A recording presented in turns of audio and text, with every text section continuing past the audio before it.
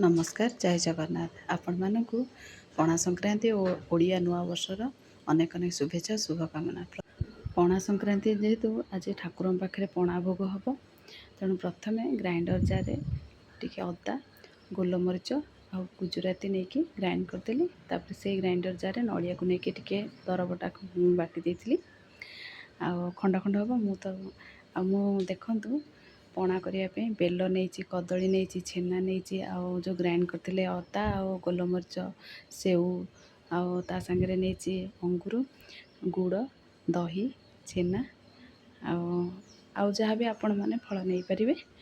ଆଉ ମୁଁ ଏତିକି ଫଳ ଯାହା ଆଣିଥିଲି ଠାକୁରଙ୍କ ପାଖରେ ପଣା କରିବି ବୋଲି, ମୁଁ ତାକୁ ବେଲରୁ ପ୍ରଥମେ ଆଗେ ତା ମଞ୍ଜିଟା କାଢ଼ିଦେବା, ନହେଲେ ମଞ୍ଜି ଲାଗିଲେ ଭଲ ଲାଗିବନି। ତେଣୁ ତାକୁ ଆଗେ ପାଣି ଦେଇକି ହାତରେ ଚକଟିକି ମଞ୍ଜି ବାହାର କରିଦେଲି।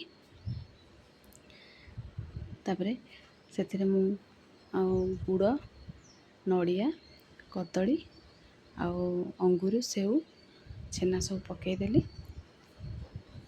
ଆପଣମାନେ ଚାହିଁଲେ ଗୁଡ଼, ଚିନି, ଯଦି ଚିନିକୁ ସ୍କିପ୍ କରିକି ମିଶ୍ରି ବି ପକାଇବେ, କିନ୍ତୁ ମୁଁ ଖାଲି ଗୁଡ଼ ପକାଇଛି। ତାପରେ ଏଥିରେ ଆଉ କାଜୁ, କିସମିସ୍ ଆଉ ଚେରିଟା ମୁଁ ଲାଷ୍ଟକୁ ପକାଇବି। ତାପରେ ସେଥିରେ ମୁଁ କଞ୍ଚା କ୍ଷୀର ଥିଲା, ତାକୁ ପକାଇଦେଲି।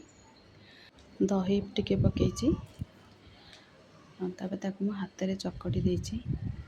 ଯଦି ଆପଣମାନଙ୍କୁ ଭିଡ଼ିଓ ଭଲ ଲାଗୁଛି ତାହେଲେ ଲାଇକ୍, କମେଣ୍ଟ ଆଉ ସେୟାର କରନ୍ତୁ। ଆଉ ତାପରେ ଲାଷ୍ଟକୁ ଦେଖନ୍ତୁ, ମୁଁ କାଜୁ, କିସମିସ୍ ଆଉ ଚେରି ଟିକେ ପକାଇଛି। ଏବେ ମୋର ପୂଜା କରିବା ପାଇଁ ପଣା ରେଡ଼ି ହୋଇଗଲା। ମୁଁ ପଣାକୁ ନେଇକି ସବୁ ଠାକୁରଙ୍କ ପାଖରେ ପୂଜା କରିଦେଲି। ଠାକୁରଙ୍କୁ ପୂଜା କରିସାରିଲା ପରେ ଆପଣମାନଙ୍କୁ ଭିଡ଼ିଓ ଦେଖାଉଛି। ଆଉ ଯଦି ଭିଡ଼ିଓ ଭଲ ଲାଗୁଛି ଲାଇକ୍, ସେୟାର, ସବସ୍କ୍ରାଇବ୍ କରିବେ। ରହୁଛି, ନମସ୍କାର।